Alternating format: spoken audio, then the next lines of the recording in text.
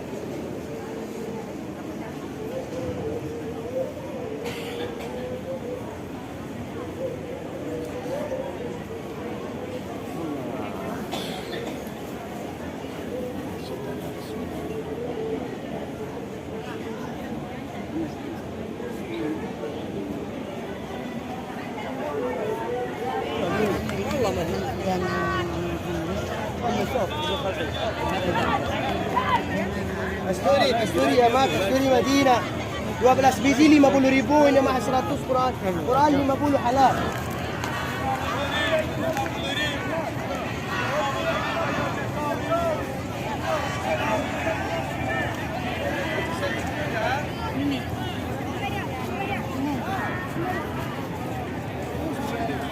Aja ini.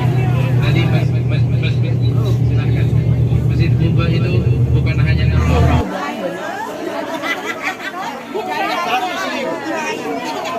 Ini berapa? Ini 12 ini 20 SB.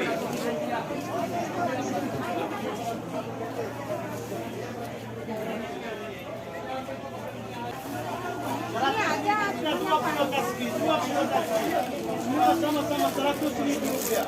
20 tasbih. Ini mana modelnya? Ini Amiral Ud sama ini.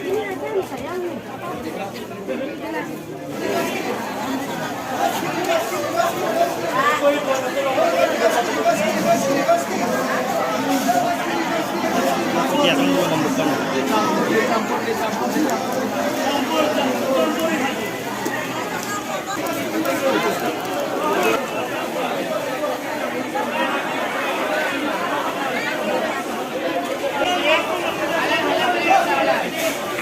Yang coklat ini. Oh, maaf.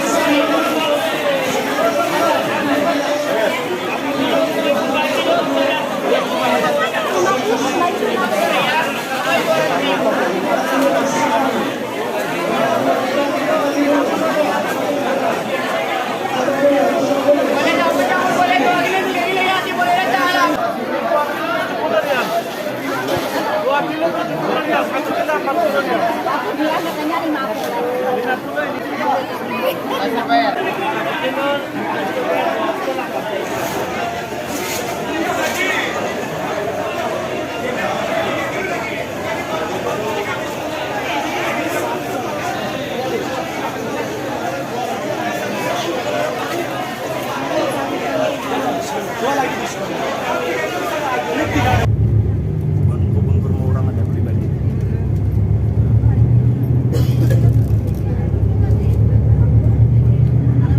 Ya, Raudhah itu adalah hal kecil karena tujuan utama itu. Beliau juga mengatakan kalau ada umatnya Nabi Muhammad yang ketika hidup di dunia dia pernah salat di dalam Raudhah, dia pernah menginjakkan kakinya di dalam syuhada Uhud, terutama syuhada Uhud itu nantinya. Nah, kita sudah akan ziarah dari ujung kiri sampai ujung kanan. Gunung yang di depan kita yang panjang yang besar ini semuanya hanya dinamakan dengan satu nama, yaitu Gunung Uhud. Namanya adalah Gunung Uhud. Summiya Uhudan li'annaha muwahhidah. Kata para ulama, Summiya Uhudan li'annaha muwahhidah. Dinamakan Gunung Uhud karena gunung ini menyendiri. Besok Bapak Ibu sekalian ketika ke Madinah, ketika ke Mekah, perjalanan bisa diperhatikan kanan kiri Bapak Ibu sekalian itu seakan-akan semua gunung bersautan berjajar sepanjang jalan dari Madinah menuju Mekah. Tapi berbeda dengan gunung ini. Gunung ini di sekitarnya tidak ada gunung lain kecuali hanya ada satu gunung. Itu kenapa dinamakan dengan Gunung Uhud. Apa yang terjadi di sini adalah hal yang luar biasa untuk kita ingat. Ya, yang terjadi di sini itu adalah perang Uhud, dan karena adanya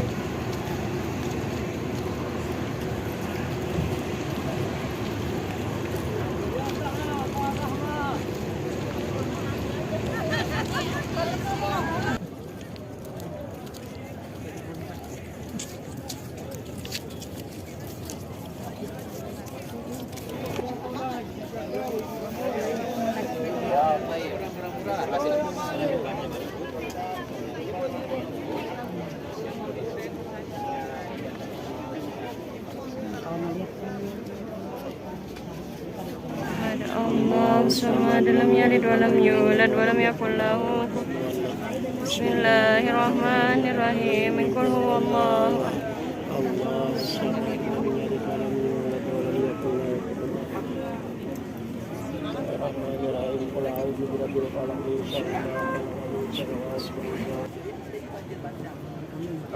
Baik, saya sedikit ingin bercerita mengenai apa itu peperangan Uhud. Bapak Ibu yang dirahmati Allah, perang Uhud itu adalah perang terbesar. Sejarah terbesar perang Uhud itu adalah perang kedua dalam Islam. Ketika kita tahu, saya sedikit bercerita mengenai perang Badar tadi, perang pertama terbesar dalam sejarah Islam, maka perang Uhud itu adalah perang kedua terbesar. Terjadinya perang Uhud itu disebabkan karena adanya perang pertama. Terjadinya perang Uhud itu karena ada perang Badar. Di mana perang Badar, Rasulullah SAW dengan para sahabat itu mendapatkan keuntungan, kemenangan, ghanimah yang sangat besar. Ternyata sekitar ada 50.000 dinar. Dinar itu adalah koin emas. Ya, dinar itu adalah koin emas. Kalau dirham itu adalah koin perak. Dinar 50.000 dinar. Satu dinar itu setara dengan 4 sampai 5 gram.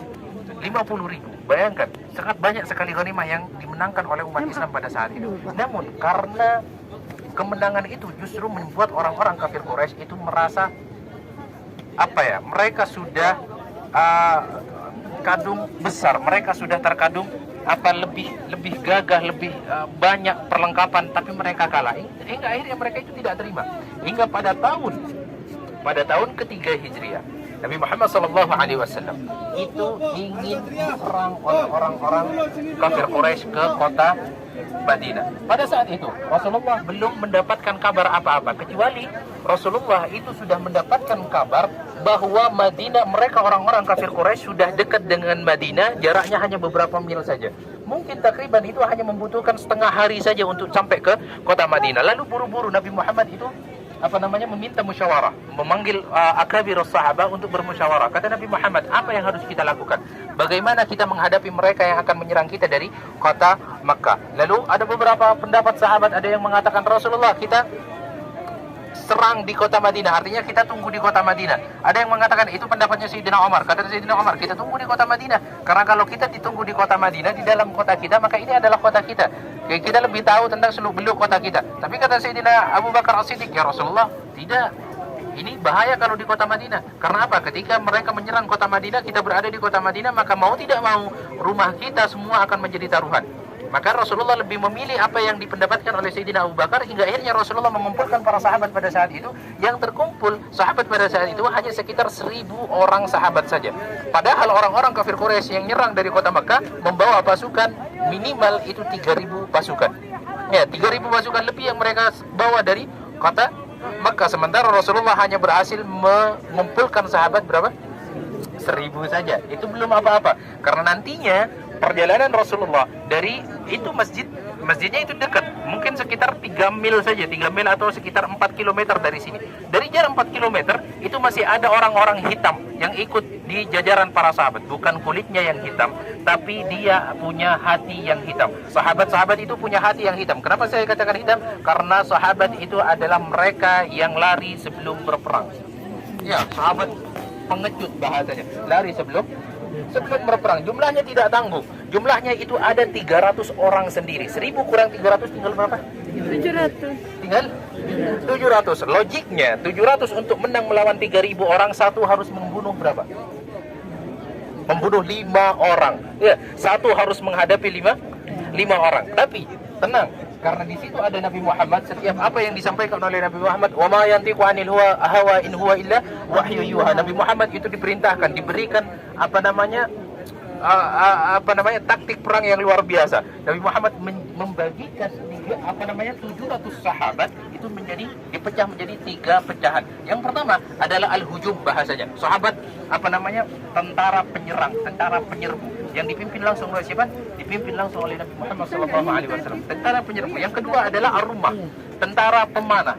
Yang mana pada saat itu Nabi Muhammad mengumpulkan 50 orang sahabat yang ahli dalam bidang memanah. Rasulullah tempatkan di tempat itu. Itu ada bukit, ya.